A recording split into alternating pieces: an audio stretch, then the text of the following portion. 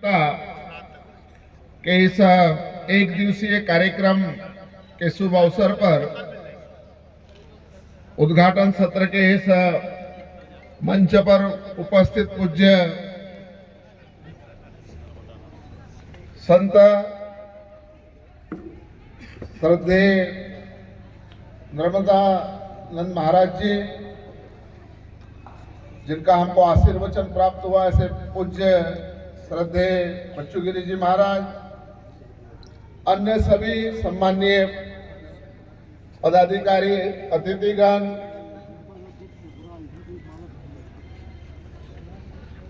पूरे क्षेत्र से आए हुए नृत्य दल के सभी प्रतिभागी बंधु और बहनें, अन्य सभी आगंतुक महानुभाव, श्रद्धेय मातृशक्ति छात्रावास और विद्यालय के छात्र छात्राएं,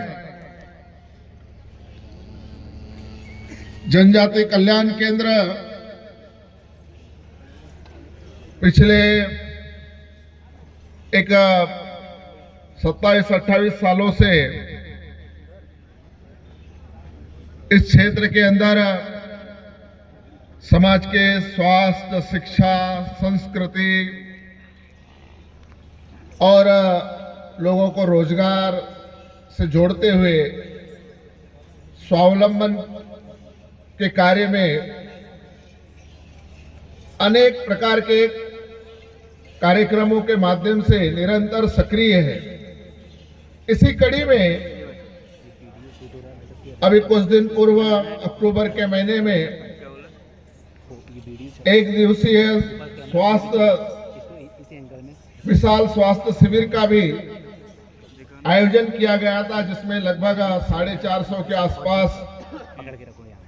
सभी विधाओं के चिकित्सक और एक 12,000 से अधिक लोगों का स्वास्थ्य परीक्षण, लगभग 1,000 के आसपास दिव्यांग बंधु भगिनियों को अलग अलग उनकी आवश्यकताओं के अनुसार सुविधाएं उपलब्ध कराने का एक सराहनीय कार्य किया गया है। ऐसे इन कार्यक्रमों की श्रृंखला में जो इस केंद्र का उद्देश्य ही है, जो हमारा जनजाति समाज है, जो इस देश के प्रकृति, पर्यावरण, संस्कृति के संरक्षण के लिए अनंत वर्षों से कार्य कर रहा है, और अनंत वर्षों से कार्य कर रहा है यानी उसको अपने जीवन की शैली के अंदर ढाल लिया है, और अपने जीवन शैली के द्वारा प्रकृति, पर्यावरण और संस्कृति का संरक्षण सहज अपने व्यवहार के द्वारा, आचरण के द्वारा करता है। और जनजाति समाज के चाहे वो पर्व हो, त्योहार हो, अलग अलग प्रकार के आयोजन हो, चाहे वो सामाजिक आयोजन हो, चाहे धार्मिक आयोजन हो, चाहे पारिवारिक आयोजन हो, सभी आयोजनों में चली आ रही जो परंपराएं हैं, जो इन कार्यक्रमों में होने वाले गीत है, संगीत है, इन या चाहे गायन है, इन सब के अंदर प्रकृति के बारे में, जल के बारे में, प्रकृति के अंदर के जो अलग अलग अंग उपांग है, चाहे वो पेड़ पौधे, पशु पक्षी, सबके बारे में एक श्रद्धा व्यक्त करते हुए इनका संरक्षण, संवर्धन कैसा हो और मानव का जीवन भी चले और प्रकृति के पूरक मनुष्य और कैसे बने, इसका संदेश देने वाले ऐसे सब प्रकार के कार्यक्रमों के माध्यम से एक सहज स्वभाव में हम देखते हैं, किंतु समय के साथ कुछ व्यतिक्रम आते रहता है, तो एक जो गांव के अंदर जो नृत्य गीत, जिसके कारण से गांव ग्राम के अंदर एक सामाजिक सद्भाव, समरसता, सहज सब प्रकार की भेदाभेद दूर होकर एक रस समाज बनता है, ऐसे आज एक गीत, नृत्य, संगीत आधुनिकता के कई प्रवाह में इसके और थोड़ा कम ध्यान, या एक सहज होने वाला काम एक विशेष आयोजनों पर ही दिखता है। तो नया जो वर्ग है, विशेष करके आज के विद्यार्थी है, युवा पीढ़ी है, ऐसे युवक युवतियों का भी ध्यान इस ओर जाए, रुझान बढ़े और एक अनंत काल से जो विरासत